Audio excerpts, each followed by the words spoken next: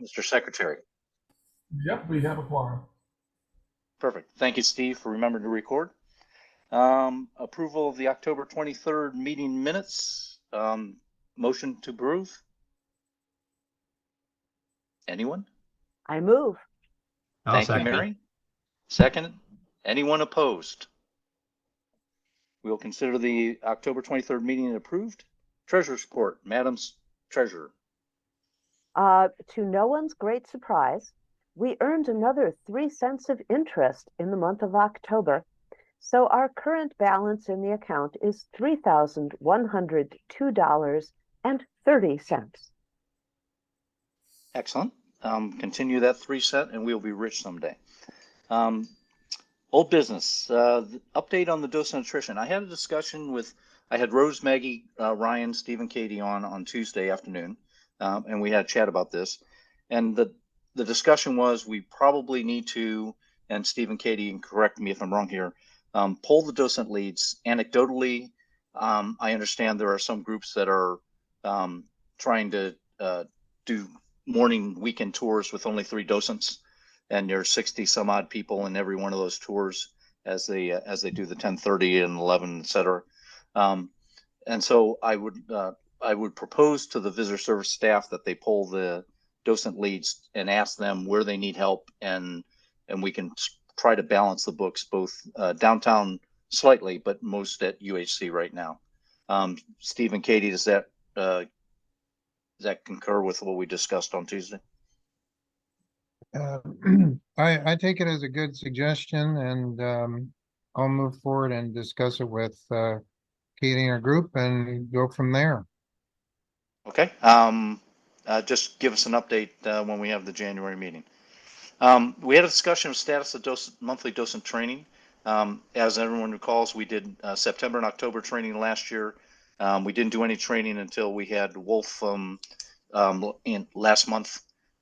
Katie pointed out that the training that we're doing on Moodle for the galleries downtown is actually training for both. We now have America by Air. We've got Nation of Speed that we've already done, and most people have already done One World Connected. So that does count as training.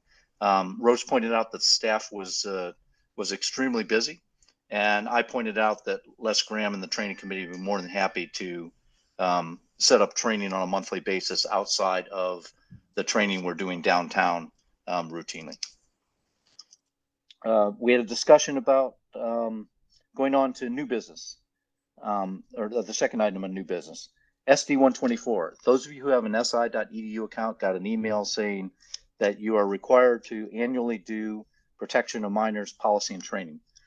What I wanted to clarify, and what I'll clarify with the docent leads and the representatives, is that is a truly annual event. If you did it on September 12th, you are due again September 12th a year later. It is not like the CSAT training that expires on a specific day for every single person who has an si.edu account. If you do that through Visas, Visas will log it, and you will have your current date, and you can look at it anytime you want to look at your dates.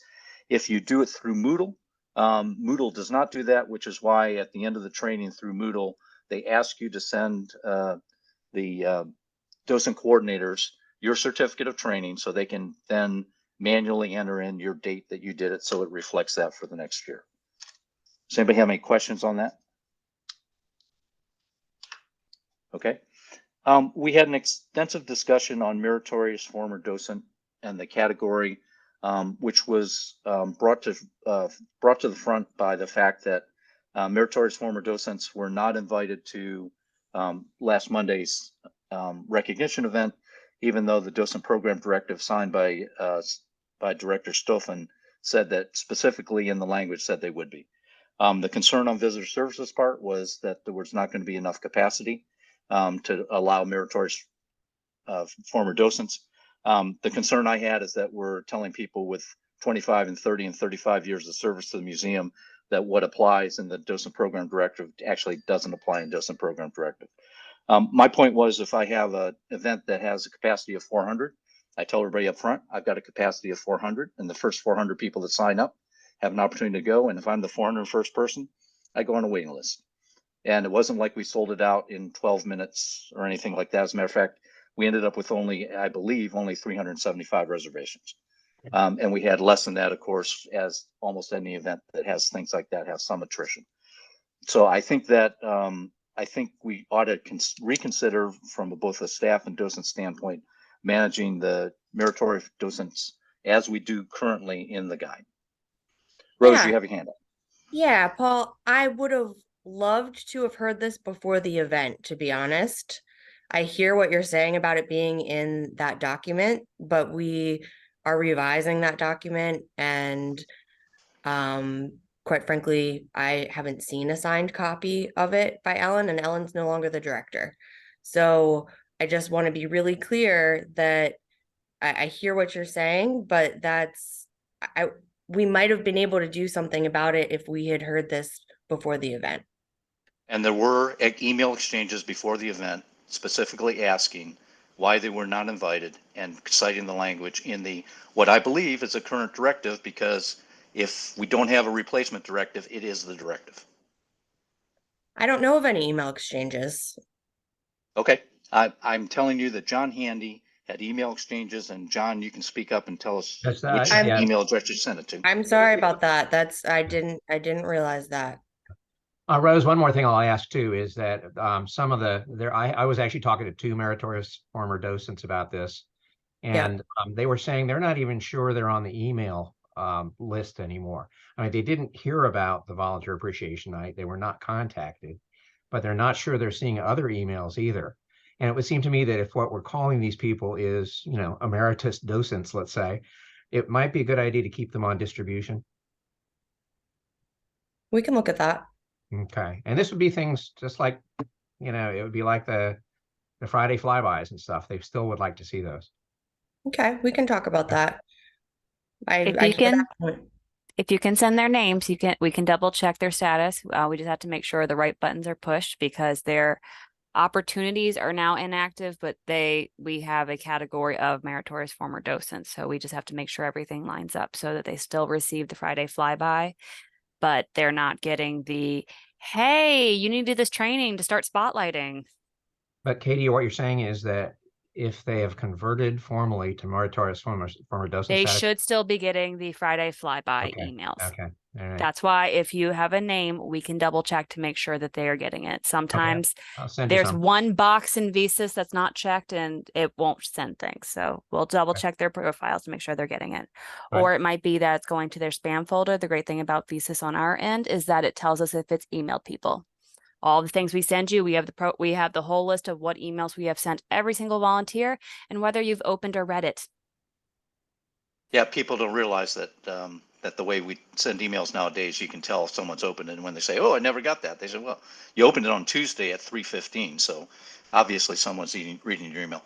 Let's task the lead docents and put in the notes or in the minutes, Al, that poll their meritorious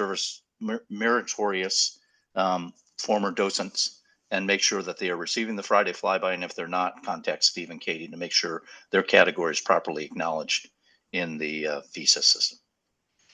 And we prefer that you send it to NASM docent schedules. That way we both get it.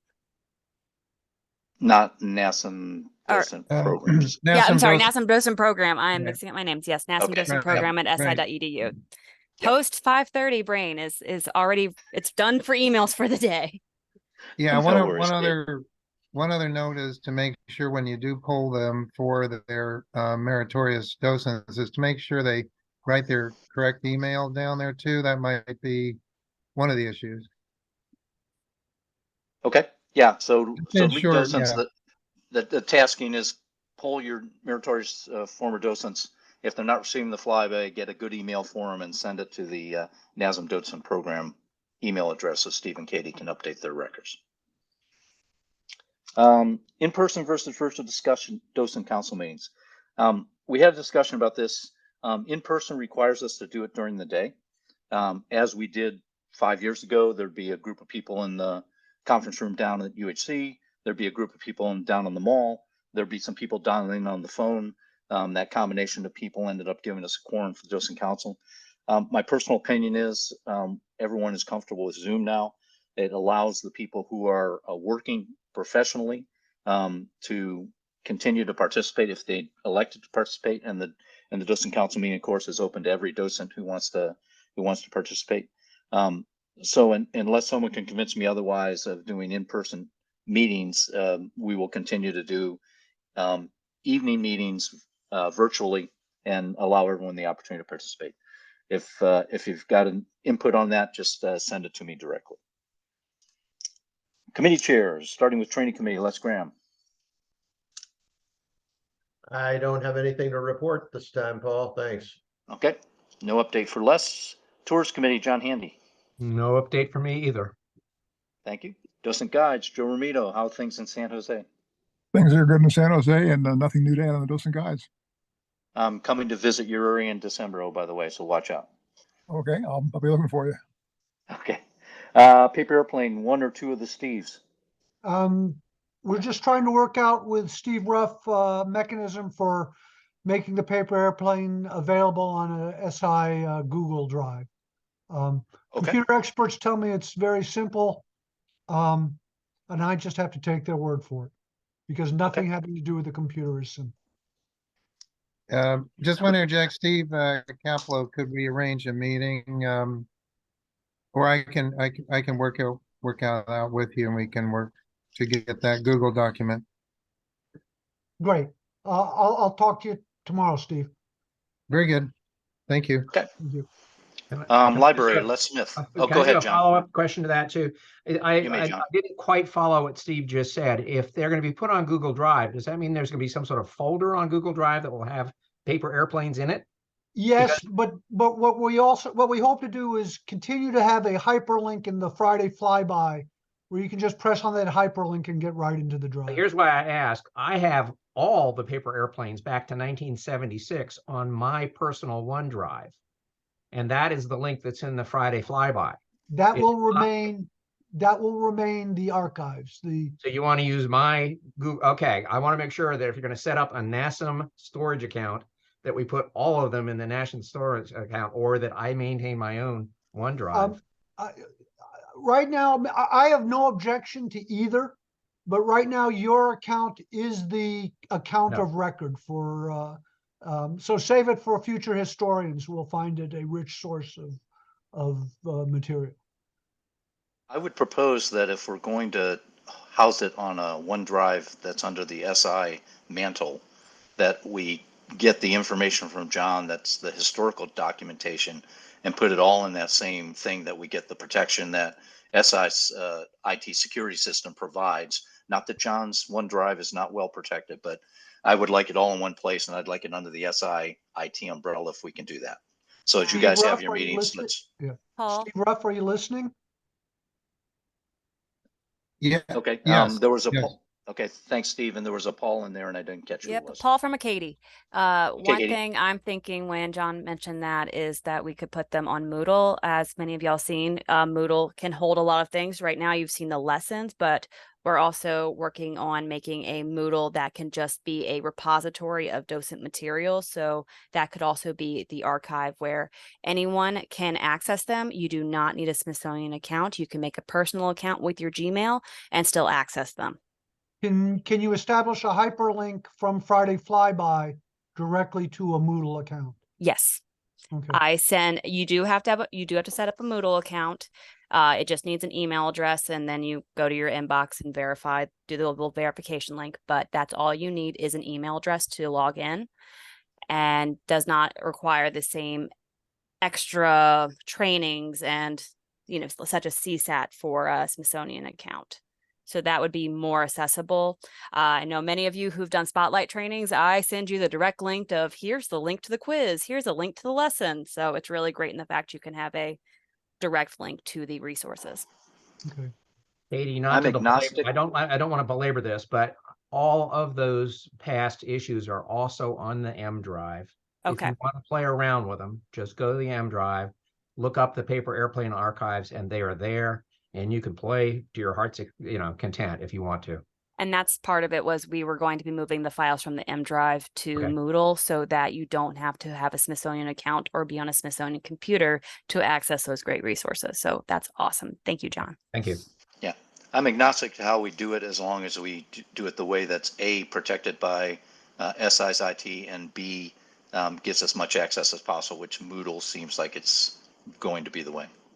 Rose, can I ask you a question about what you just said? This is Joe Romito. You just said that you're in the process of trying to move all or most of the files that are on the M drive to some sort of a Moodle setup. Does that include the docent guides? Katie? Yeah, I can speak, but I believe we talked to you, Joe. Yeah, we're trying to move everything over to Moodle. Well, don't mess with the docent guides, please, until you get back to me. I hate to be upset about this, but I've been waiting for about 2 months for an answer to several questions I've asked you guys. When this meeting's over, I'll send that message again. I'm still waiting for answers on how to use Moodle to do the docent guides. I haven't gotten those answers yet. Still waiting on you guys. Right. Yeah, that Right, is on we're my still- radar. yeah. We've had to prioritize getting the spotlight trainings out. So I do apologize that we've had to wait on that, but that is still very much on my radar that we are trying to get that worked out. I'm not touching the docent guides till we can figure out how to transition their resources over to Moodle. And I definitely want you on board with that. It's just, yes, if any of you have done the spotlight lessons, you realize it's a lot of content.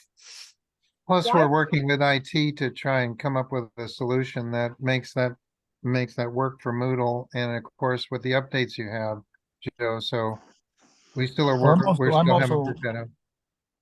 I'm also concerned about the process of just doing the conversion and doing the updates that I do 4 or 5 times a week. You know, Right. posting them on Moodle or some sort of a server is fine.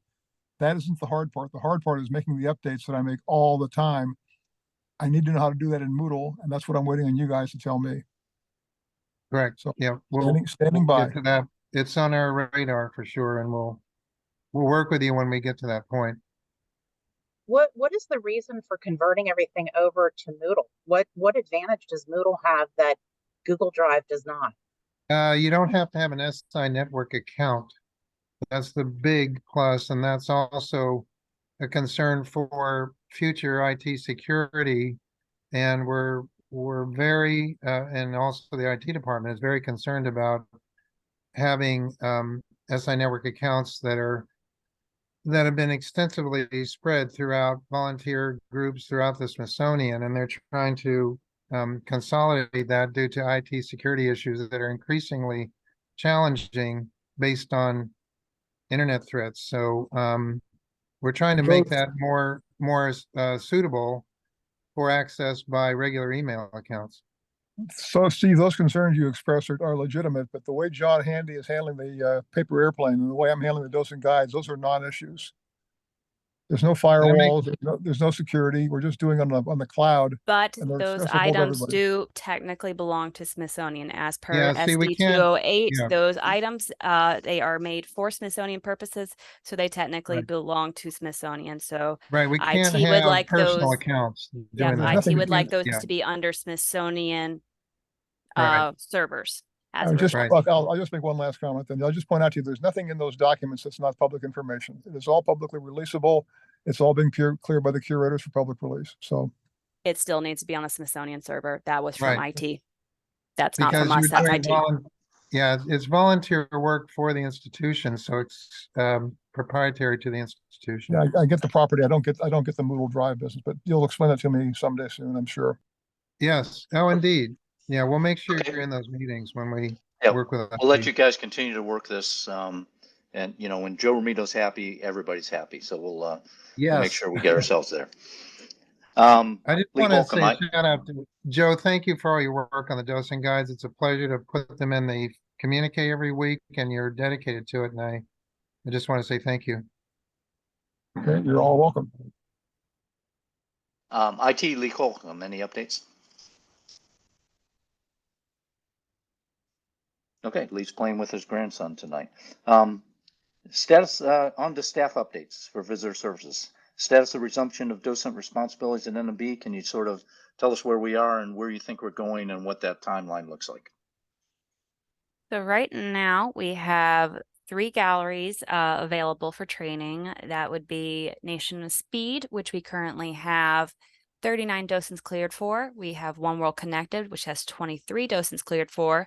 And America by Air, we have the Q&A session with Bob Vanderlinden tomorrow. Already 14 of you have already completed your America by Air lesson. You'll notice that's in Visas already. And tomorrow y'all will be getting a whole bunch of emails saying you're either cleared or what trainings you still need to do. We also have 51 docents who are cleared for common spotlighting. That's the current status for spotlights available. Right now, we are waiting for the early flight curator to give us his feedback on that video. The early flight video, or that was Exploring the Planets. Early flight, we're waiting for Digital Studios to give us the current edit. And then Wright Brothers, Destination Moon, and We All Flight. Those have all been sent to curators to make edits to the scripts, to cut it down so that we can send them to the Digital Studio for the next ones to be done. Katie, I'm sorry to interrupt, but if it has to go back to curators for cutting down the size of it and coming back again, is that timeline 1 month, 2 months, 3 months, or is there no way of predicting? It's really hard to predict. Some curators are really fast at responding, some are not. It's been a back and forth game, and me being, hey, you need to do it by this date. Hey, please do it. Hey, I'm CCing your boss into this email now. It's been a lot of curator tag. And then, yeah, it's a multi-group project because it involves us, the curators, as well as the Digital Studio. So it's a lot of back and forth, and we're kind of the middle people, making sure that everyone's doing their side. So I guess we're like the group project manager. And we are taking lessons learned from this for future, so that way we can make this a more seamless process, because we realize it has gotten to be a lengthy process, and we really appreciate everyone's patience. Okay, I've got a couple hands up. I'll get to them in a minute. Rose, is Beth keeping Chris informed that we're having challenges between visitor services and the curatorial staff and trying to get these accomplished in a reasonable time? Yep. Okay. I will start with Scott. Marquis, I think you had your hand up first, then I'll go to Joe Polito, then I'll go to Frank Van Haast. Go ahead, Scott. Yes, sir. I have a question for Katie or Steve. The One World Connected training, the very last one, I think it was the one with Teasel had the question and answer. I think it was last week. I flat out missed it, and I went looking for it in Moodle a couple of times. And I think, Steve, we talked on Monday night, and you said it's going to be up where I can look at it, where we can look at it. I didn't see it today. Can you give me a status report, please? That one I'm working on tomorrow and hope to get it out this weekend.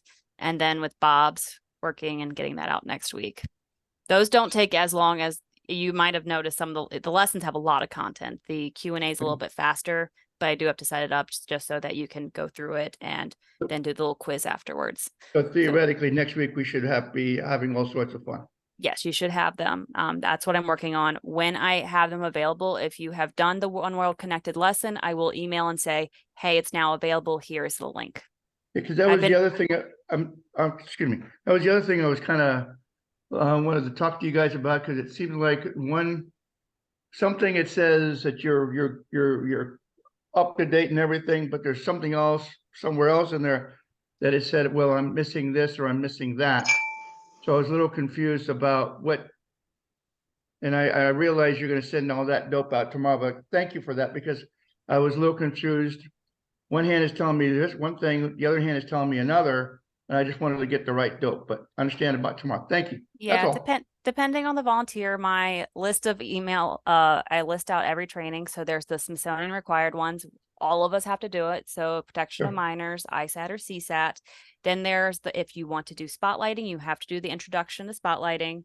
And then I will also list out, if you're interested in a specific gallery to train in, here are the ones to train for that one. You do not have to train in every gallery if you do not want to, but you have the option. If you specifically only volunteer at Hazy but are interested in learning in them, you are more than welcome to also do these trainings. You will probably at some point get an email from me saying, are you interested in training? If so, here's what you need to do. If not, just tell me. I noted on my list that you're not interested in training, so I don't need to bug you to do that second section. Okay, Katie, thank you. Okay, thanks, Scott. Joe Polito and then Frank Van Haas. Katie, when you read off the list of the galleries, was that the order that you're expecting them to be rolled out, or just that's your list right now and you're flexible on schedule? Second question, I didn't hear Destination Moon in that list. Where is it in terms of the status? So the next two that are closer are Exploring the Planets and then Early Flight. And then the other three, Destination Moon, We All Fly, and Wright Brothers. Those three are like the next grouping. So Okay. But I those do not. those three are the ones that are going back to curators for editing down their script to have a shorter video. Is that correct? Correct. Okay. So you said you did say Destination I Moon. did say it. I think I missed it, and I just I want to make mixed sure. up the word destination. I think I kind of made it said a It's little okay. quickly. But yes, all three of them are. It's in on your group two. radar. It is definitely on my radar. That's all I care about. Thank Okay. you. All 8 of the galleries downtown are on Katie and Steve's radar. I can guarantee that. Oh, you know that. And then Eleanor. Go ahead, Frank. Hey, this is basically for Katie. I understand that life happens, but having 2 days notice to get the Q&A session tomorrow on personal schedule was a little bit tough. And I was just going to express a hope that maybe for future galleries, you could like give us a week. Absolutely. That's usually the goal. We were trying to avoid any potential shutdown. And yeah, that one was a very tight turnaround. I spent several extra hours this pay period trying to get America by Air done as quickly as humanly possible so that you could have several days. I understand life happens, but just having a little more notice would be really, really good. Absolutely. And trust me, we want that for the future ones, that you have enough time to process it beforehand. Thank you, Katie. Thanks, Frank. Eleanor. Hi, thanks. Hey, Katie, quick question. Correct me if I'm wrong, maybe I misheard this, but you said that, we are at liberty to take whatever gallery trainings we wish. And I guess the question that comes to my mind then is, let's say I decide, I don't want to do one of those galleries. How is that being policed then in terms of eventually when we're back to full tours and I suddenly decide on a whim to go into the gallery I'm not trained on? So if you want to do highlights tours, you do have to be trained in all the galleries that are open. But for doing the different shifts, what's really great with Visas is that I can restrict it. You will not see the shifts if you are not cleared for them. So you will not be able to sign up for shifts. You will not be able to log hours for them if you are not trained in those shifts. Meaning for a full highlights tour. Well, for the highlights tours, you have to train for all the spotlights. But then also, if you really like Destination Moon, but you never trained in it, you can't sign up for Destination Moon spotlight shifts, not until you do your trainings. Oh, okay. Okay. Thank you. Yeah, the bottom line for NMB docents that is you need to, even if you're not going to do spotlight tours, keep up with the training. So at the end of the day, when 8 galleries are clear for spotlight tours, you're qualified for all 8 of them. And then you can go on to highlights tours. Les Graham has his hand up.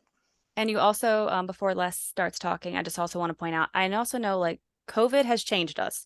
We are not the same people we were back in 2019, 2020. So if you do not have the stamina, you just aren't interested in giving highlights tours, you do not have to. Spotlights are a wonderful resource for our visitors. And you can really deep dive into a specific topic that way. So I just want to let you know, you do not have to do highlights. Spotlighting is a docent opportunity. And if you just want to spotlight, we would love to have you. Okay, let's. Okay. Yeah, just like to clarify something. I'm working hard to get all of my badges. I can't wait to get the whole screen is full of badges. Great. So when we have the course, we have the training, and then we take the quiz. Okay. Now, after the quiz, then we have to watch the Q&A by the curator. Is there a quiz associated with that as well? So great question, Les. So what that happens, so if you attend the Q&A session live, I take attendance throughout the entire Q&A to make sure you are attending. And I credit you in Visas with the training. But because I am not watching you watch the recording, that is how I can make sure that you are completing the training. There is a small quiz. I don't try to make them hard. I just try to make it where I know you paid attention. So that is my way of knowing you've completed the training without me knowing. I'm not watching Okay. you watch a recording. How is that quiz significantly different from the one we take after we've gone through the more formal and lengthy video of the gallery? It seems a little redundant, and It's based on, so the curators have been elaborating more on different topics than what I cover in the lesson. So I am focusing on what the curators, the additional things that they are covering. Okay, thank you. Yes, Katie, I'm not trying to make it rocket science. I'm just trying to make sure that you have, you've watched it, you comprehended and understand the key points and goals that they want, and that I have proof you did attend it. The badge is the way that Moodle allows me to know. A really great button I click and I know exactly who's completed things, such as Jeff Joyce completed his America by Air less than an hour ago. I've already put it in because I got it in a couple minutes before this meeting. Katie, for those of us who miss the Q&A when it's live, if we take the Q&A through a recording, will that quiz also pop up for us? Mm-hmm. Okay, good. Thank you. Thanks. Okay. Any other comments about responsibilities in NMB? Rubric requirements for NMB docents. We're hoping that the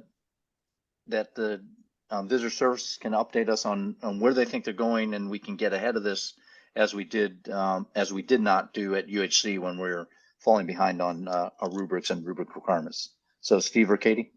Yeah, that's on my sheet here to cover.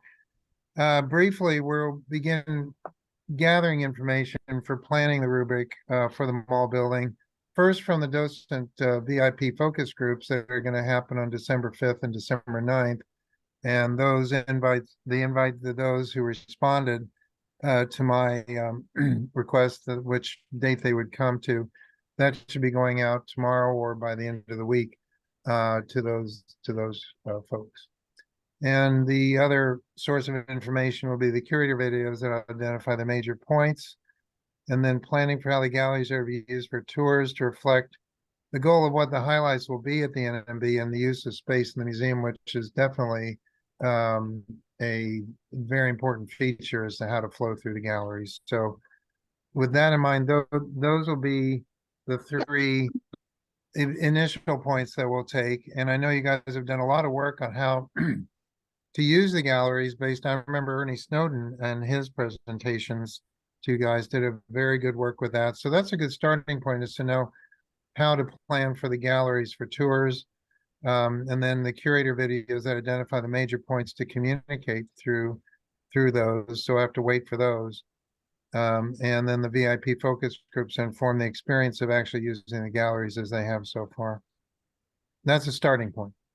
Okay, I think the point we'd like to make here is getting that information of a generic nature out as early as possible, even though we can't necessarily do specifics until we see a curator's viewpoint on a gallery, allows docents to have a 3/4 of the galleries already qualified as spotlights and starting to build the rubrics if you give us the structure of the rubrics you want us to build.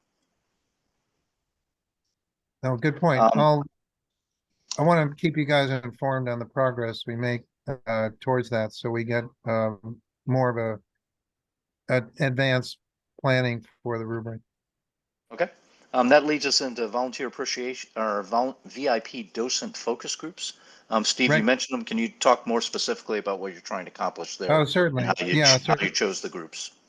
Yes. Basically, I sent out an email to all the current VIP mall building docents that are qualified and have check righted for VIP tours downtown. And those who can't make it, I've solicited Joe's information, also get information from Les Graham due to their absence, and they won't be able to make those meetings. But December 5th and December 9th are the two meeting days, and the times I can certainly provide you with, Paul. And we'll answer specific questions for the use of the galleries for VIP tours and how the size of group, I'm just reading from my notes, may influence where the tour is going and where the stops are commonly as we have now, as you guys, as the VIP docents have experienced so far. Also, any changes that may inform us how to conduct highlights tours through the galleries will be a point of discussion in those meetings. The objective of the VIP tour will also be brought to inform the goal and the overall execution of public highlights tours, basically used as a prototype or a model for a potential highlights tour in the mall building. So the VIP experience is going to be really valuable to gather that kind of information, and we'll certainly solicit other questions and things during the meetings that we'll work from. So I guess the point is that those who participate on the 5th and 9th are going to give you feedback. Those who cannot participate on that but are qualified VIP docents can give feedback to you directly? Yes, yeah, before they have to be out of town or won't be at the meeting. I'd like to make sure I get their input as well. I think that's just Okay. less than Joe, for what I understand. Won't be able to make it. All right. And let me be sure you know it's Joe Polito that he was talking to, not Joe Right, Romito. yes. Sorry. Yes, Joe Polito, yes. Did you set a Go ahead, Rich. this is Rich. Did you set a time for that Zoom, Steve? I saw the request. Yes. I don't have the time. I know it's December 5th and Saturday, December 9th. I'll send the specific times to you tomorrow. And the Great, invite thanks. will go out. The invite with the Zoom link will go out this week. Steve, can you tell us how many people are in the focus group, please?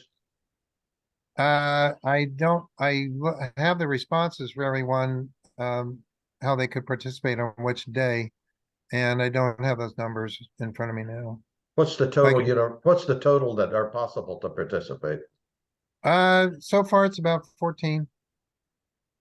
Thank you. Okay. How many total VIP docents do we have qualified? Can you remind me, Katie? I know you said it earlier, but I've lost it. 1 second, let me pull up that chart. Okay. And Van will get to you right after this. Sure.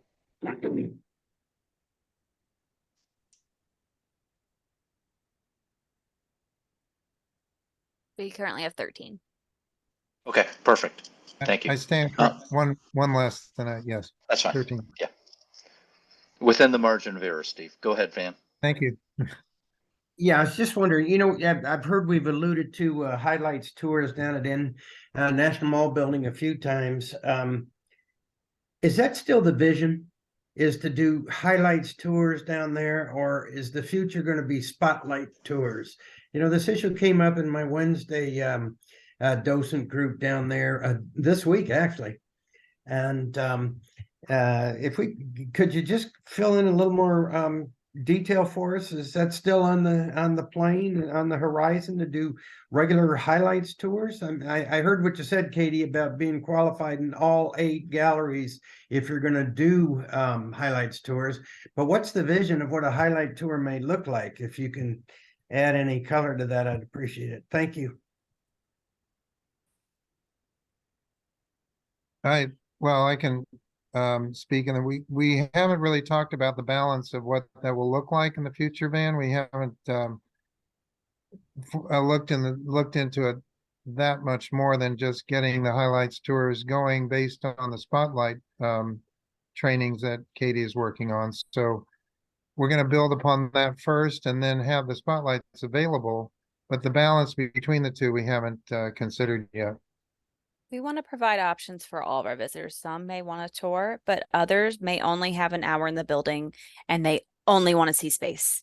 And that is where spotlights are a great resource versus the person who wants to spend the entire, you know, they want to go into every gallery. They want to know what's going on, or maybe they only have an hour and they want to make sure they saw those must-see objects that, you know, they feel that they have gotten, you know, the entire experience of air and space. And that's where offering different experiences for different visitors, that is the goal. We welcome millions of visitors every year from different places, different backgrounds, different interests.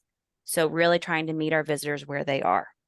With the highlights, we do want to we want them more flexible. We are looking to make it where you can be more personalized.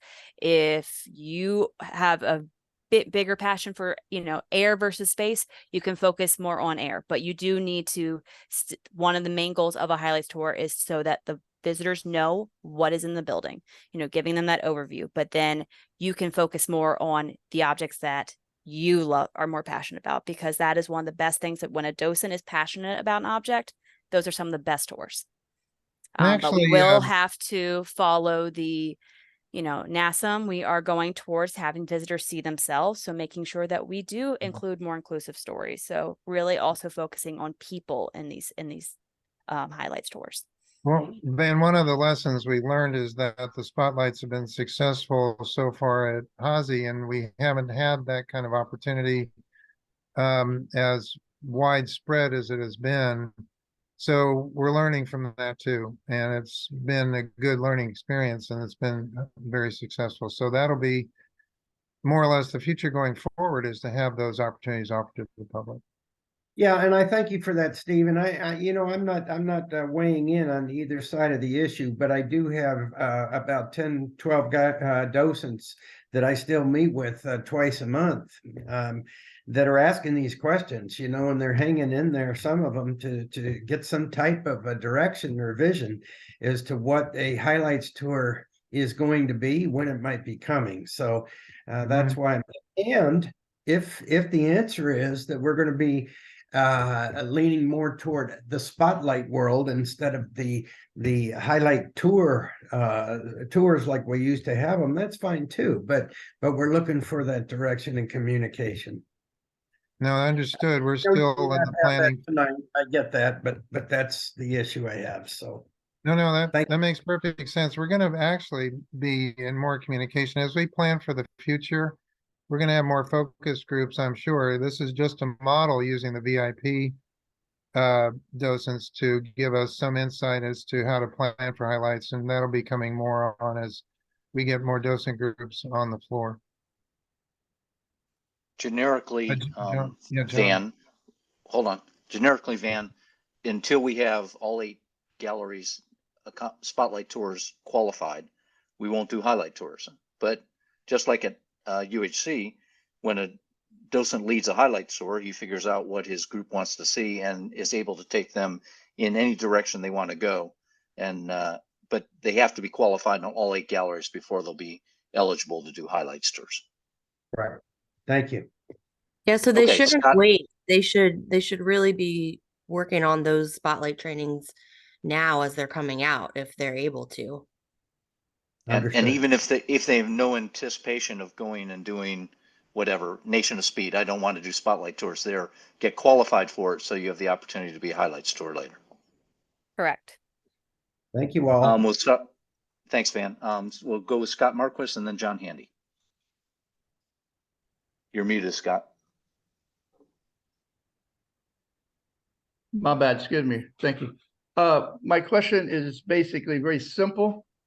The VIP tour that that 13 or 14 of us have been qualified for we've talked about that, but when all of the galleries are open and we're conducting highlights tours, say from a family, say from Wyoming, and are not VIPs, are we going to be able to do that tour without doing the VIP tour check ride?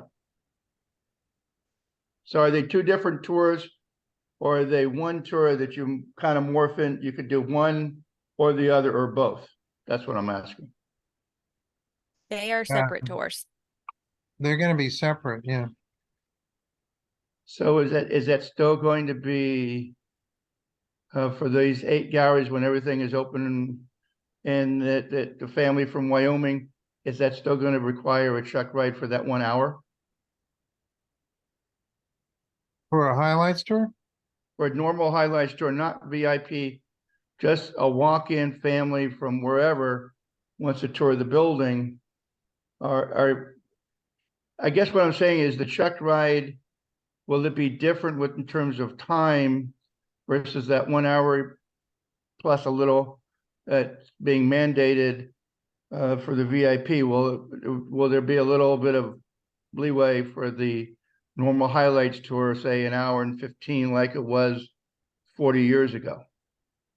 That is the part we're still developing, Scott. That's why we want to get the VIP docent feedback, kind of see Yeah, how y'all feel about the tours. Yeah. All right. It's one of these things We don't already. have We an know answer. we can't do a lot of, we can't have 10 docents go out and give a tour at the same time. There's just not room for us all to No. be hurting that many groups of people Understood. at one time.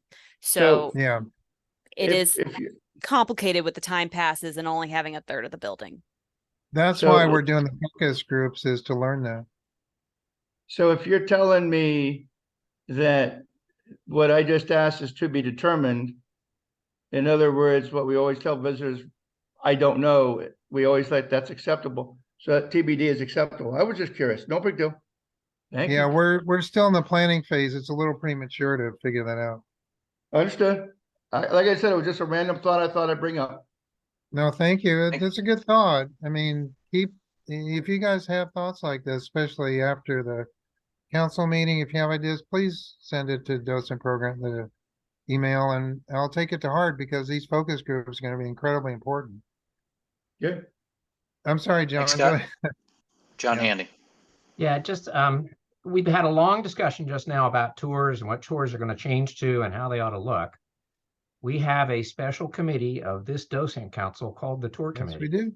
Yeah. specifically set up to be able to help the VS staff that says it's very busy and doesn't have a lot of time for this, and they are not engaged in this conversation at all right now. I just want to point that out, because that's why we set these committees up. So do consider that we are here. I'm the chair of that committee. We would be very helpful. We would be very, very pleased to help you. Thank you, John. That makes a lot of sense. And once we get some information out of these focus groups, I'd like to talk with our group and see how we can share it out, especially with resources like yours. So you guys have a lot of great experience, and yeah. Yeah, we want to compile the information first, and then once we start having a plan, having these conversations with the tours committee. I do want to say, John, I'm very grateful for all the work the tours committee has done with helping reshape the youth student tours. That was a lot of work, and we're really happy that y'all were able to provide those great outlines. So I do want to give a little shout out to all of y'all for that. We can help conceptualize, Katie. I mean, we do sit and think a lot about how we should do our job. And just to, if we can help earlier, it would help a lot. I think. Absolutely. And that's where, we first want to get some info. And I will say right now, my brain is completely America by Air, because that's all I've been doing for an entire week. Yeah. And Katie, ours is not stuck on America by Air. We I can think about other know. stuff. Okay. Yeah, you guys have visitor service have approximately 10 man years of ability to put against this, and we've got 300 man years of ability that we can add to that and help you out. Thanks, John. Les Graham. Yeah, and following on with this discussion here, I feel it's important to say that the mall building is different now. And we all have a lot of skills and capabilities in doing tours and addressing different visitors and their different interests. But the mall building is very different. And just knowing about tours, I don't think is sufficient, because I've spent a lot of time down there in the various galleries, and my ideas or my belief in how we could do a tour there has actually changed quite substantially from the first time I made a tour in the new galleries. The new building is spectacular.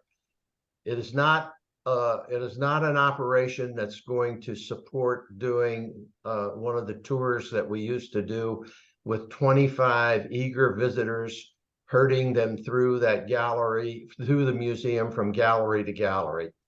We've got to do some really serious adjustments to the way we're going to present those galleries.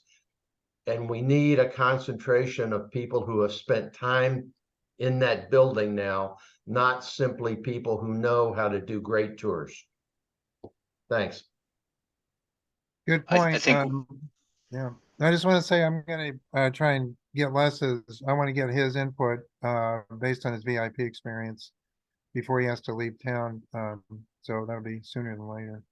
So I'd rather stay for the focus group, but I'm gonna be in St. Bart's for a couple of weeks. I'm sorry to be missing you. No, I want to, if you don't mind, I'd like to get together with you over the phone or a Zoom or Team or something and get your input.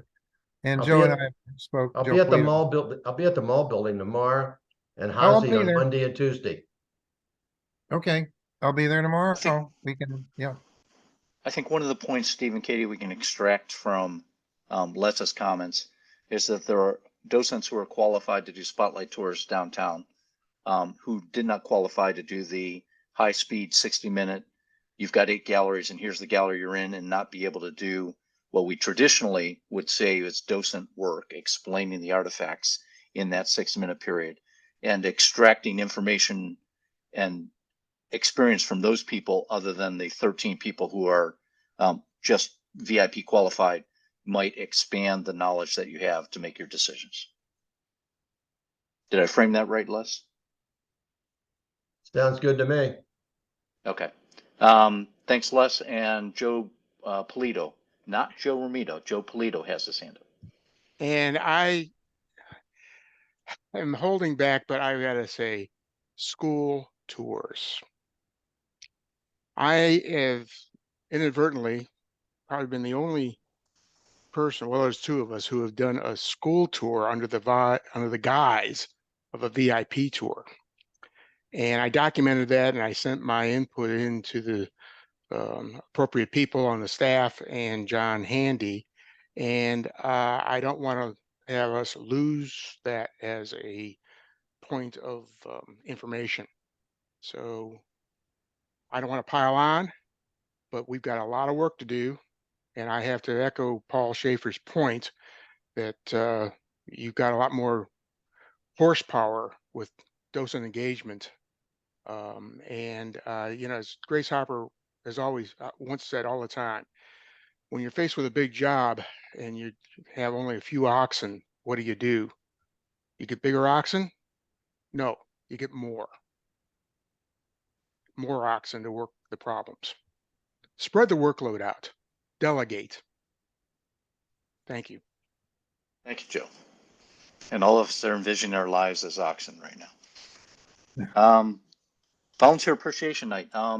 Rose, if you want to take it from the VS perspective, how do you guys think it went from staff perspective? And then we'll get some feedback from the docents.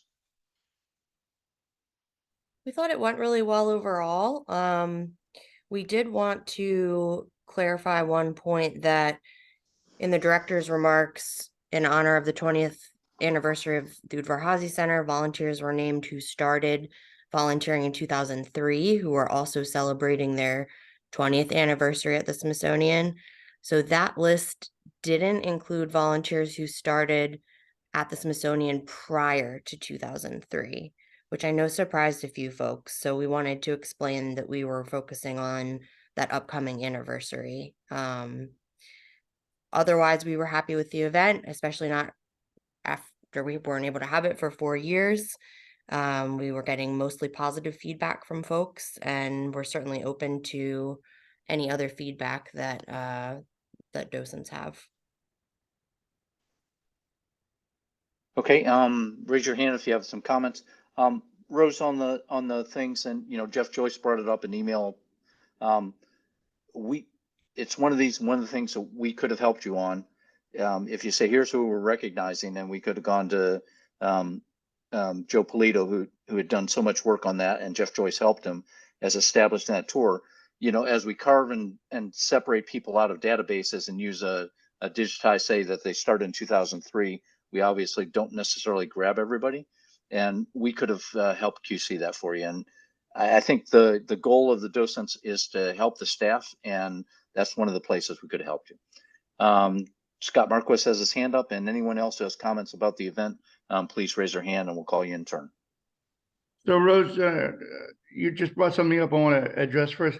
So you said my name was not mentioned by the director. Are you saying that's because I started my career downtown 20 years earlier, and then so that I just didn't understand that part. We were okay. Focusing on the volunteers who were celebrating the 20th anniversary in terms of relating it to the Hazy anniversary specifically, because that event is coming up in early December. So, But what was a little upsetting to me is I was original class at Hazy. I was at the high school for those 20 weeks on a Saturday afternoon or Saturday morning.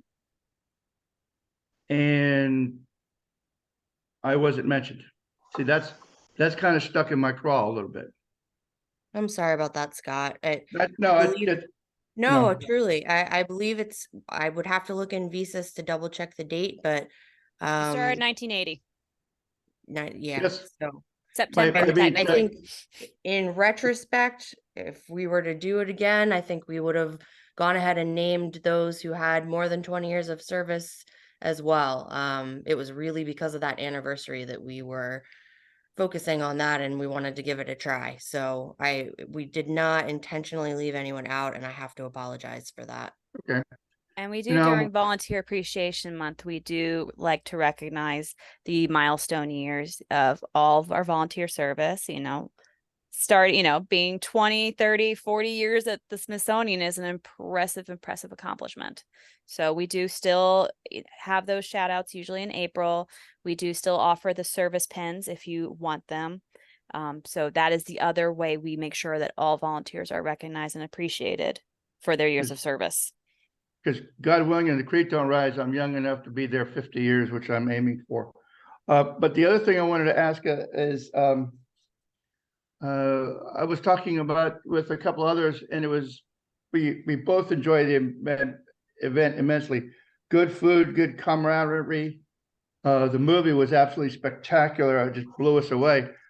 I guess the only thing that could have been done better is a little bit more socializing. It seemed like we got in there, okay, let's have some dinner and let's go right to the movie, where I think in the past we had a cocktail hour, if you will, just to schmooze with friends and colleagues we don't see normally on a normal day, and then go have some dinner. Now, I understand we didn't have a movie all the other time, so maybe the movie took place of that. So that was just something we were thinking about. That's all. I just realized my camera wasn't on. Yeah, no, I hear that for sure. We wanted to try the movie. That's not something that we've done before, as you know, and I was really worried about that timing. So I appreciate that feedback. I think maybe we could have done 2 hours instead of an hour and a half with that piece. But I mean, if Point taken. that's got to be a drawing card for the museum, because especially when they showed, this is what Hubble saw, this is what Webb saw. It's like, holy cow, that's pretty cool. So anyway, that's all. Good job, Thanks, guys. Scott. Yeah, we also, it being Volunteer Appreciation Night in November, we were also pretty aware that November's a lot darker at 8 o'clock than, say, in April. So we also didn't want people having to leave, the museum too late with it being so dark. So that's one thing with having a November Appreciation Night versus a spring one, is the fact that there's not daylight when you leave, or freshly dark outside. So that was another reason why we just made it a little bit shorter. Okay, thanks, Katie. Joe Polito. I just wanted to clarify the information I had provided to Katie, to Maggie, and to Steve included those who had started at the mall building before Hazy and those who had started Garber before Hazy. And what I didn't have was those who had started in another volunteer capacity, because the data I had did not tell me what location people were working at. So I was only working from the docent perspective, and the list I did have gave me location-specific data for that class that attended 2003, and Scott was on that list. So I just want to clarify, as a 47 years in information technology, to me, data management is very critical, and that's my expertise. So any help I can offer to help with data management for this group, behind the scenes volunteer, I'd be more than happy to step up and help. Thanks, Joe. We appreciate that. And I think Rose has adequately explained the circumstances and apologized for those who were offended by the fact that the list did not include that, the way they ended up sorting the list. Yeah, but John people were Handy. coming to me and asking me what happened. And I just didn't want Okay, wanna- but yeah, you're and I, not the one who ran the event. So, I got but I we got that. appreciate all your background work. I understand that. John Handy. And I yeah, just want to put a high note on this. I thought it was a class act, and I think bringing guests into the museum that we work in and doing it that in a special way like that is a major plus. And I want to thank you guys for continuing to push for that, for making it happen after all this time. I think it was something I know both of us just had a wonderful time. Yeah, me too. It was a good event and a couple of glitches, but you got to take the good with the bad, and it was a lot of good. So thank you. Oh, no question. Don't misunderstand. I thought the event I do was understand. terrific. No, but I'm just saying, I'm not trying to, that irritated me only for an instant, but the party, everything was perfect. Yeah, I think the bottom line is you guys did a great job. Yes, there were glitches here and there, but I walked out of the building being happier than I had been as a docent for a long time. It was like a giant class reunion. You got to see everybody.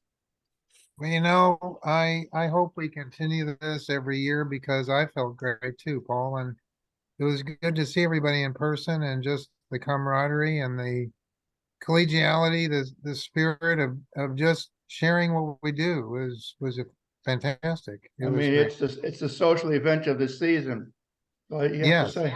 Yeah, well, it's the only event where if you're a downtown Monday docent, you get to meet a Tuesday UHC docent. And you go, oh, I remember seeing you on a Zoom call or on a DES meeting or this and that and next thing, and you get to talk to them in person. So the fact that we could get all the docents in the building at the same time and all the other volunteers, because I had people in the line behind me going, hey, when the next docent class, I'm a blue vester and I want to do that. I said, okay, Yeah. we're working that. We're working hard right now. That's what I'm trying to say is I'm a Sunday afternoon docent at Hazy, and I know people have been here long enough that on the weekdays that I never get a chance to see because the dates we work, but here they are. It's like, well, I know you. That's what's going on. Okay, let's move on a little bit in the schedule. Docent program directive. Maybe Rose, can you tell us where we are on the status of getting the review back to us? Yeah, we actually have Ryan on the line for that one, I believe. Okay, perfect. I can Ryan. jump in and update on that. Yeah, thank you Thank for you. passing that along to us. We're currently reviewing it and we hope to have feedback to you all probably in the next month or so. So we appreciate your patience as we work through it. Okay, terrific. Thank you very much. The next item is update on the 2 December. It's the 20th anniversary, plus or minus a week and change. That's all great. And other than the ask for volunteer that came out in the flyby, what else can docents do to help support that? That is really the primary role because it's the focus of the event is on behind the scenes staff who don't get to interact with the public very often are being highlighted, curator talks, Stephen F. Udvar-Hazy is talking.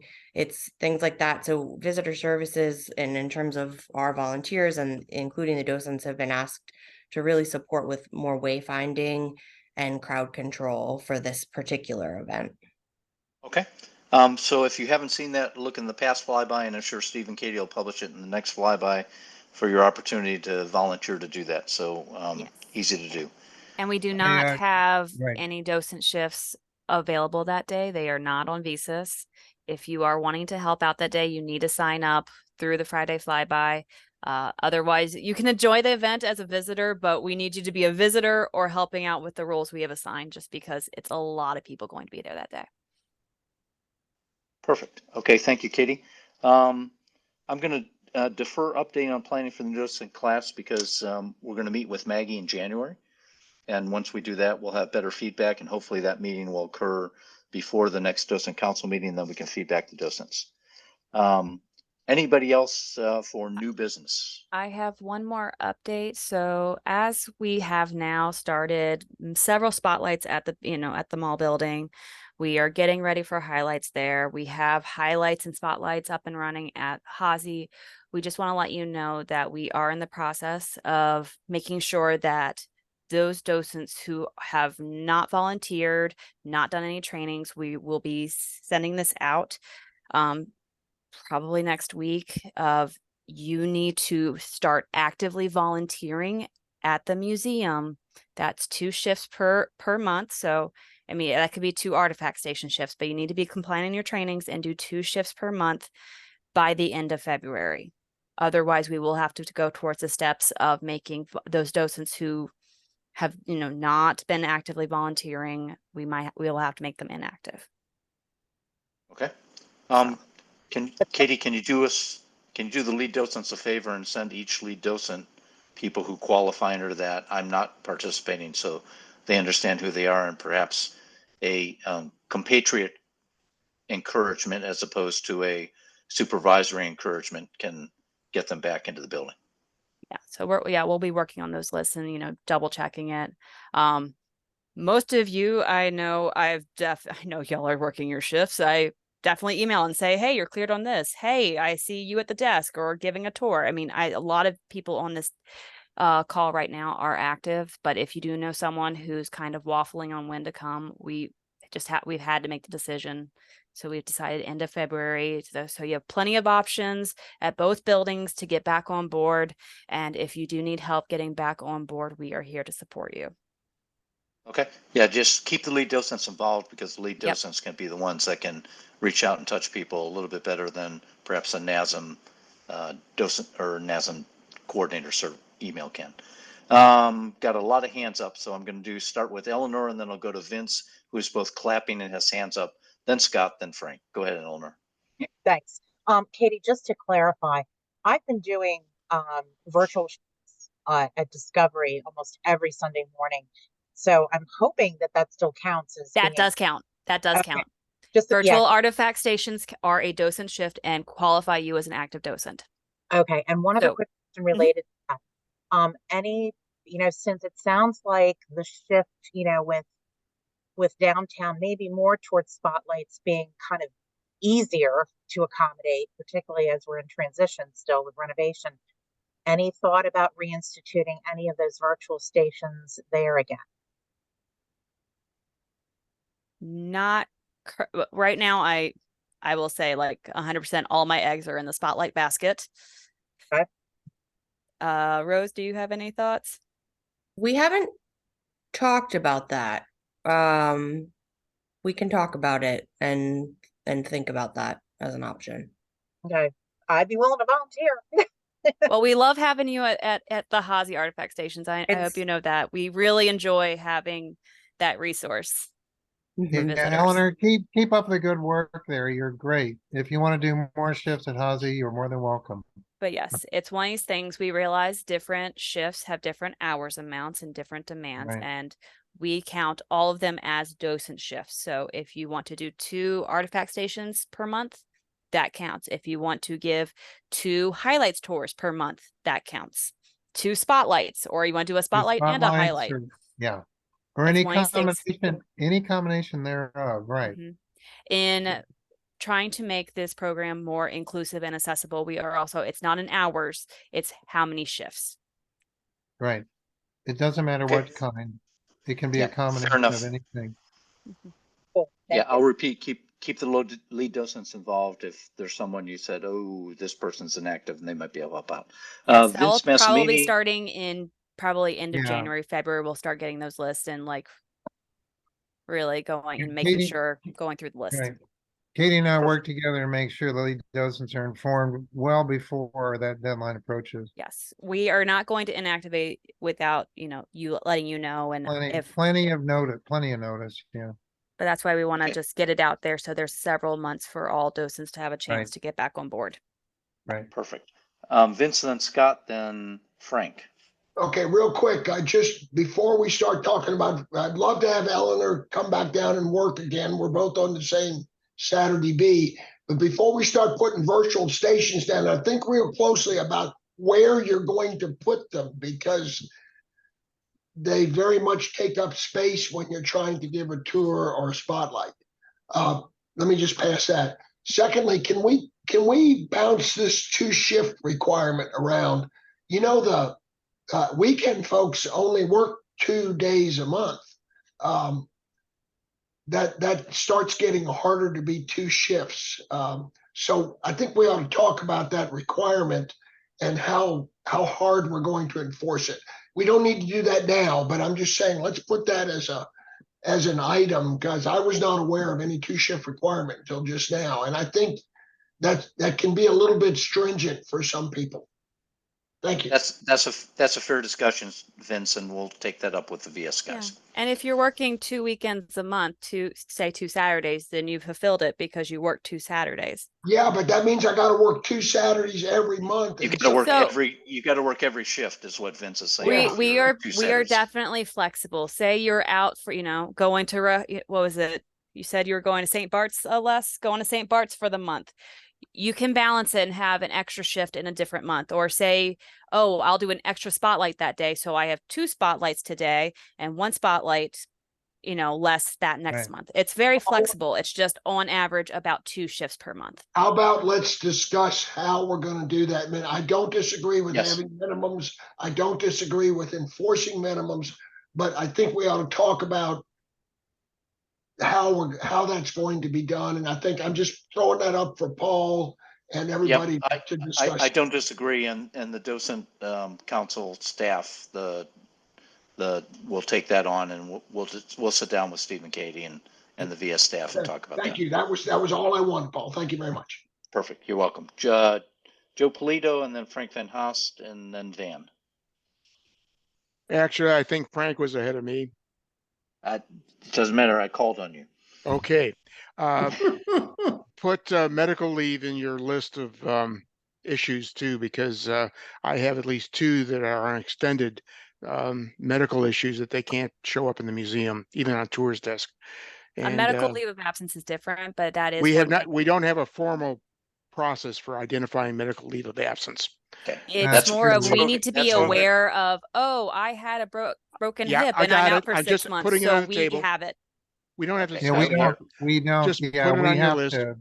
Right. Joe, Just I put it will on your finish list. this with if the VS staff works with the docent leads, we now have a way of working all of this. Yes.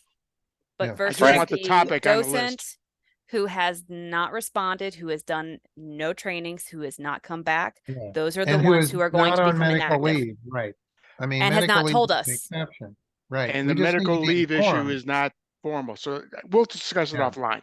I just want to put it on your list. No, that's a good consideration, but it's mainly just we need to be informed more than anything else. Yep. I have verbally informed you, but I haven't formally informed you. Right. Frank, then Van, then Scott. Okay. Quickly, I have docents on my Thursday mall building team who have told me that they're eager to come back when they can do highlights tours. Is that not a viable position at this point? A good point. They should start doing the spotlights training. Yeah. Okay, I need to go to those people and say, get a toe in the water. You can't sit around and wait for highlights tours. Yep. No, well, you can, but Frank, you're going to have every spotlight tours training accomplished before you're going to be allowed to do highlight tours. I understand. As they roll out. I understand. Keep in mind that the deadline will approach. They have to do something. Okay. Yep. I just wanted to be clear on what the requirements are, and now I think I am. Thank you very much. Yep. Thanks, Frank. Yeah, and we really need that active effort towards getting back in the building. Got it. Van, then Scott, and Vince and Eleanor, you still have your hands up. I'll come back to you if you're still up. Van.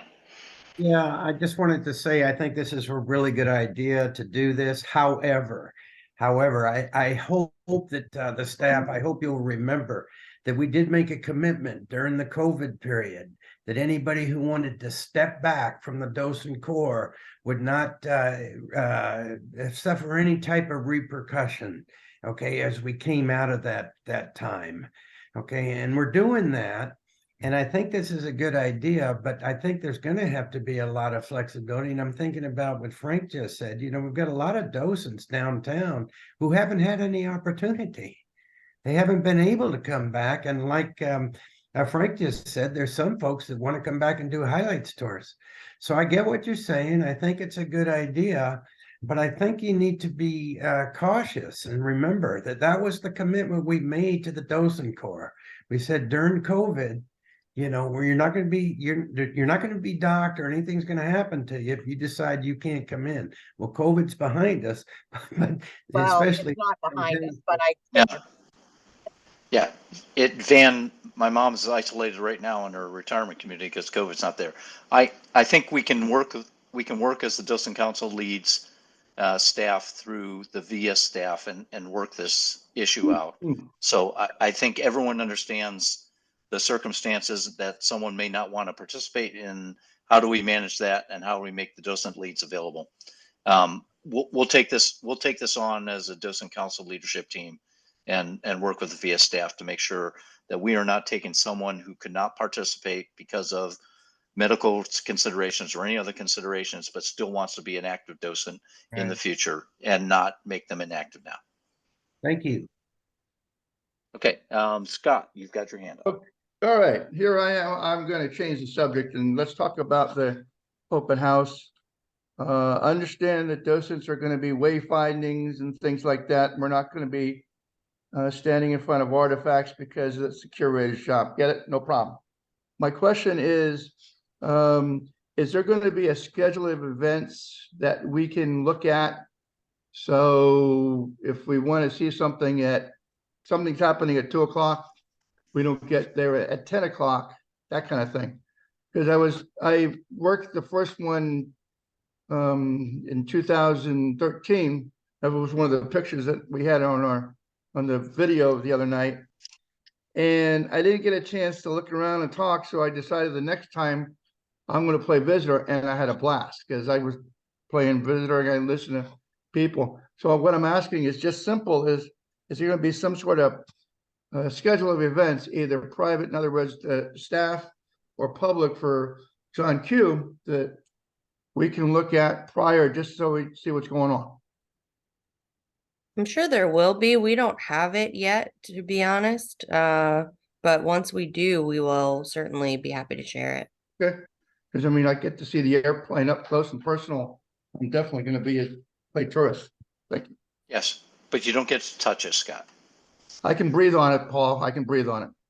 Okay, well, good heavy breath. Okay, if there are no other hands up, we will conclude the meeting. Our next meeting will be in January, to be determined in 2024. So you all may have a holiday break between Thanksgiving and Christmas. The treasurer's report was attached. We will send out the minutes of this meeting as soon as Al gets them all compobulated and sent out and reviewed. I appreciate everyone's participation. I especially appreciate all the VIA staff who were able to take their time off, because actually they don't get paid to work in the evening, and we don't get paid at all, but nevertheless, we're volunteers and they are not. So Rose, Ryan, Steve, and Katie, thank you very much. Very productive meeting, and we'll look forward to the interactions between now and January. Everyone have a great evening. Enjoy your Thanksgiving and your holiday season, and we'll see you in January. Good night. Thanksgiving. Bye-bye. Good Happy night, holidays. everybody. Good to see you. Happy holidays, everybody. Happy holidays, everybody. Thank So you. long. Bye-bye. Happy holidays.